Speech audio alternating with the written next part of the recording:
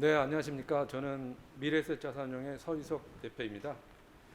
오늘 한국금융신문에서 주최하는 코주부 위기인가 기회인가라는 제목에서 우리가 알 수 있듯이 모든 현상은 이제 위기냐 기회냐 하는 그것들 국면별로 이렇게 많이 파악을 하게 돼 있는 것 같습니다. 근데 어떤 상황이든지 간에 기회는 반드시 있는 것이고요.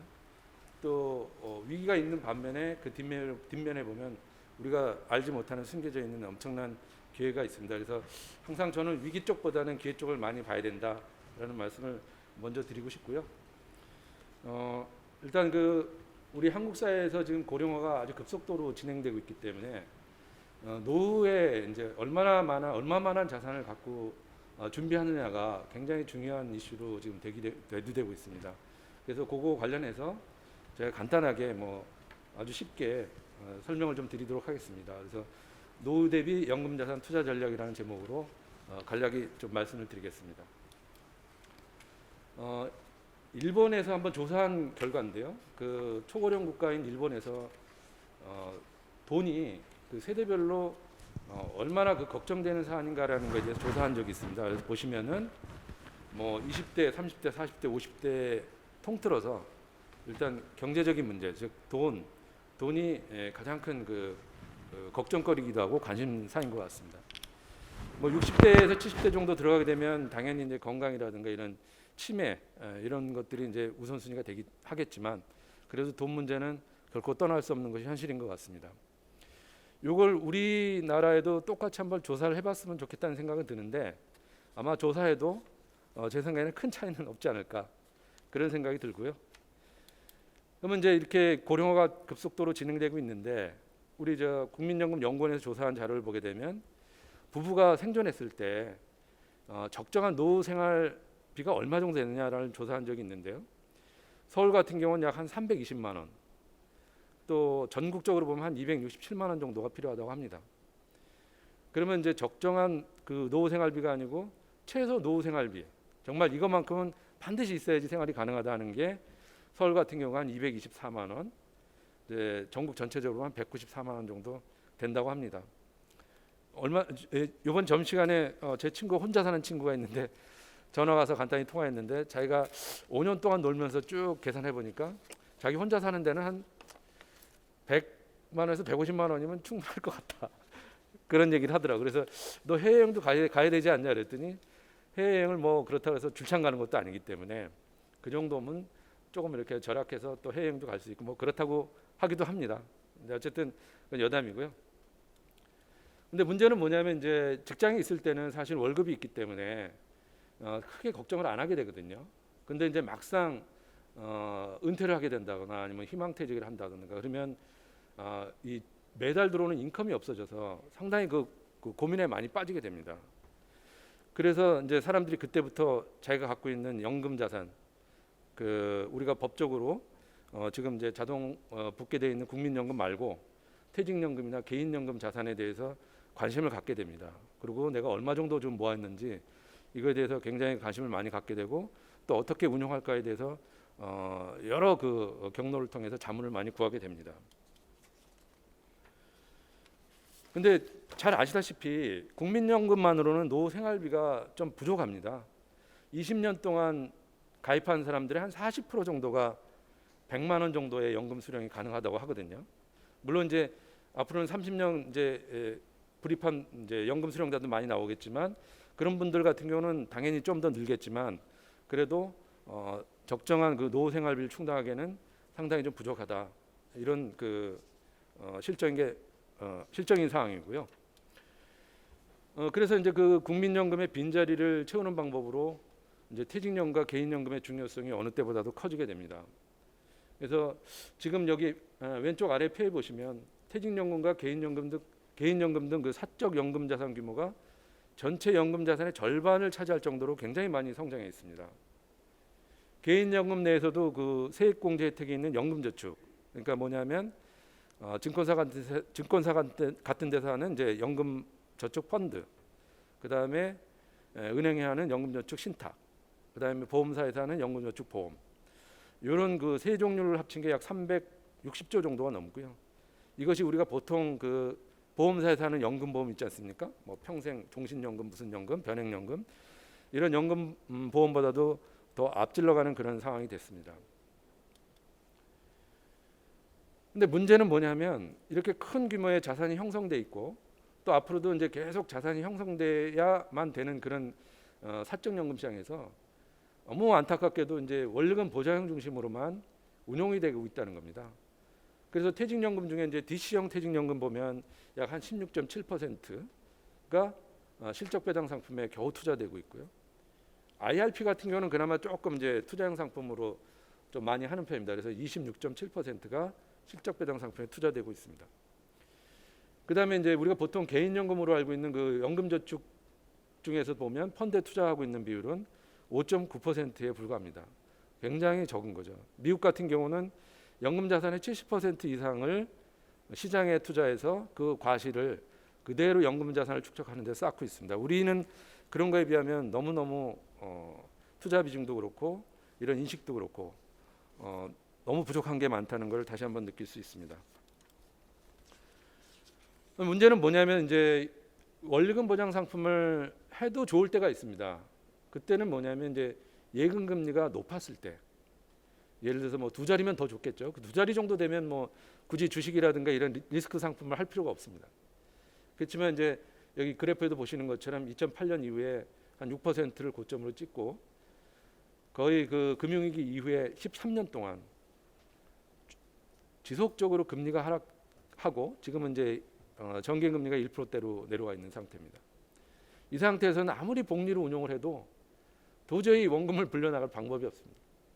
역으로 그 물가지수 올라가는 거에 비해서 보면 이 정기형 금리로 운용한다는 것 그 자체는 자기의 재산을 까먹고 있는 것이다 이렇게 볼 수가 있는 거죠. 또 DB 퇴직연금 쪽에서 보게 되면요, 퇴직연금의 DB 같은 경우는 이제 그 기업에서 연금 수급권을 보장을 해줍니다. 퇴직금 제도하고 똑같이 보장을 해주는데 DC는 이제 개인이 직접 운용하기 때문에 운용 수익률이 굉장히 중요하거든요. 근데 대부분이 원리금 보장형으로 운용하고 있는 그런 상황입니다.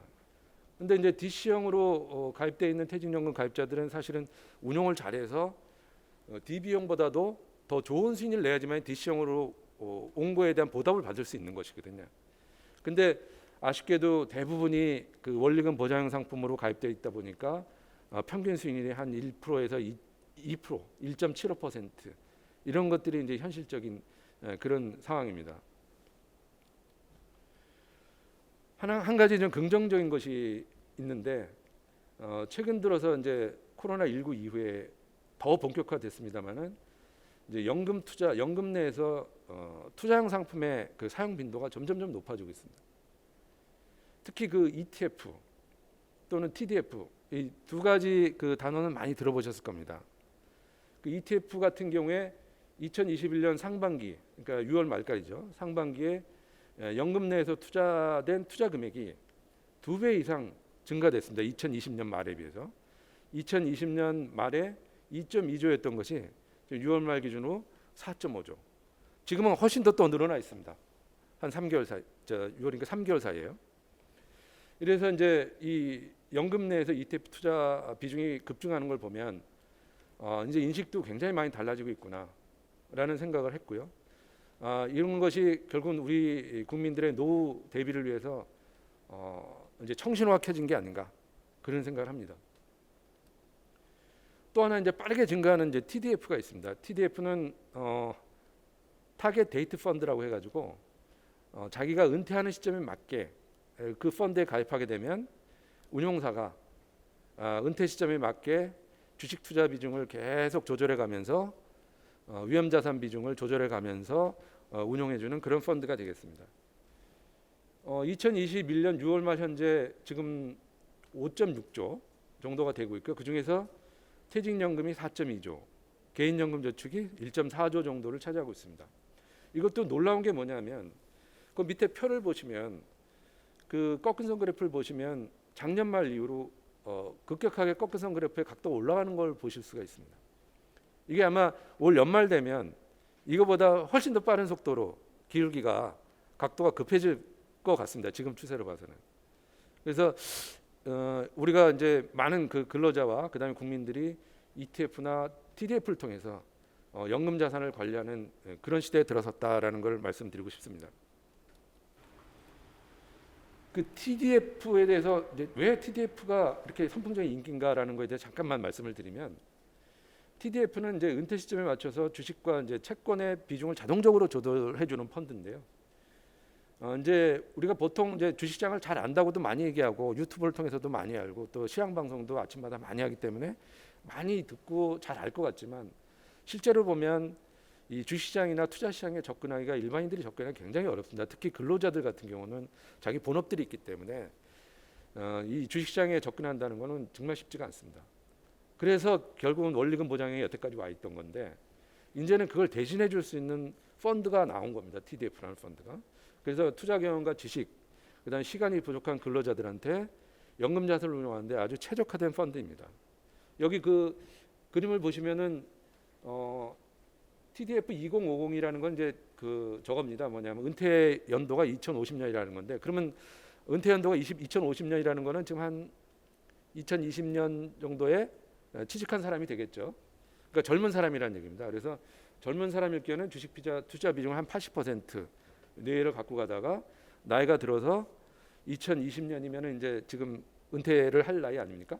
그러면 한 40% 정도 수준 이하로 이렇게 위험 자산 비중을 낮춰가는, 마치 글라이드가 이렇게 이렇게 그 글라이딩을 하면서 이렇게 쭉 그 안착하는 그런 모습을 갖고 있다 그래서 이제 글라이드 패스라고 이렇게 많이 부릅니다. 근데 이런 거에 대한 논리적 근거는 이런 겁니다. 뭐냐면 우리가 이제 자산을 갖고 있을 때 첫 번째 이제 금융 자산이 있을 거고요. 두 번째 이제 근로자들 같은 경우는 자기가 자기의 휴먼 캐피탈이 있습니다. 자기 몸.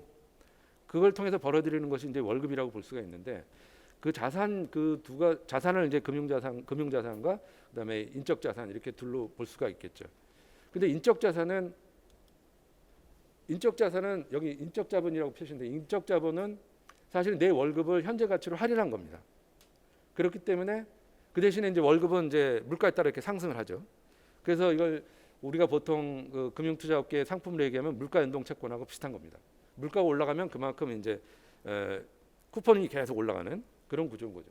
그래서 젊었을 때는 사실은 일할 기간이 많이 남아 있기 때문에 그 인적 자본이 큰 겁니다. 인적 자본이 큰데 인적 자본의 그 형태가 채권의 형태라는 거죠. 그리고 젊었을 때는 금융 자본이 작습니다. 이 저 현금이나 유동성 갖고 있는 거죠. 그러니까 내가 갖고 있는 인적 자산이 채권이 대부분인데, 있는 돈까지도 채권형이나 원리금 보장에 운용하면 안 된다는 얘기입니다. 그래서 젊었을 때 형성되어 있는 자본은 주식에 집중적으로 투자를 해줘야 되는 거고, 나이가 들면서 내가 그 근로기간이 짧게 남았을 때는 이제 채권의 가치도 점점 떨어지니까 그 다음에는 이제 그 주식 비중을 점점점 낮춰가는, 금융자본의 그 사이즈가 커져가니까 그 안에서 투자되는 주식 자산의 비중을 점점점 줄여가는 이런 구조를 만들어야 된다는 것이 글라이드 패스의 그 기본적인 원리가 되겠습니다. 미국에서는 이 TDF가 굉장히 일상화되어 있는데요. 뭐 2006년도에 이제 그 연금보호법이 제정이 되면서 거기서 모든 근로자가 퇴직 계좌를 설정하도록 이렇게 의무화됐었습니다. 그렇지만 이제 퇴직 계좌 개설을 많이 됐는데 굳이 이제 TDF를 가입할 의무는 없었거든요. 그런데 2007년도에 적격 디폴트 투자 상품 제도라는 제도가 도입되면서 퇴직연금 가입자가 운용 지시를 하지 않으면 사용주가 미리 정한 상품에 자동으로 투자하도록 되어 있습니다. 이걸 이제 디폴트 옵션이라고 보통 얘기를 하는데요. 이 디폴트 옵션의 상품에 TDF가 편입되면서 그때부터 TDF가 본격적으로 성장하게 됩니다. 그 수혜를 가장 많이 본 대표적인 운용사가 이제 피델리티가 되는 것이고요.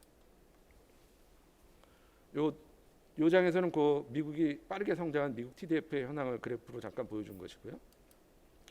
그럼 우리나라는 어떠냐?